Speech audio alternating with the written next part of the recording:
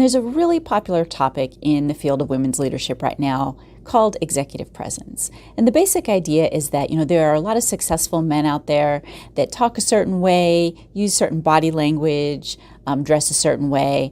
And so if women just copy those things, they too can captivate an audience and become successful. And I think women should spend 0 minutes working on this. And there's 2 reasons for that. So first of all, it's a distraction.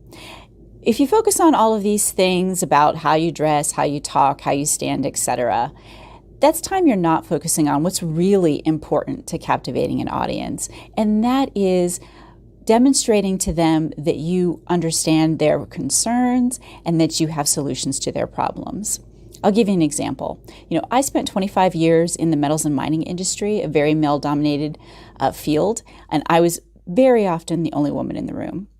And then there was one instance in particular where I actually had to get special permission from government officials to even go to the location that I needed to be at for a big presentation.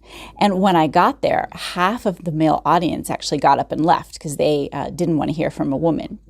But the men who stayed hung on my every word and eventually gave my team millions of dollars because I was able to tell them in 10, 15 seconds how I understood what their problem was and how I could deliver millions of dollars in revenue for them if they allowed my team to work with them.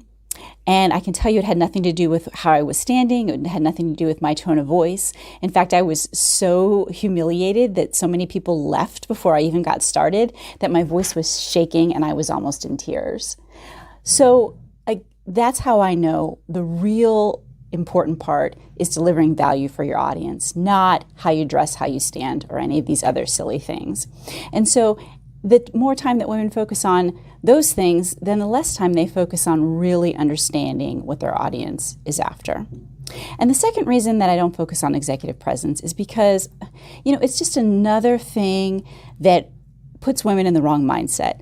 It puts them in a mindset that there's all these things that are wrong with them and that they have to work on all these minor things about themselves in order to be successful. And it's just not true. And when they stay in this mindset of there's all these things wrong with them, they never get into the mindset that I need them to be in, which is a mindset of confidence.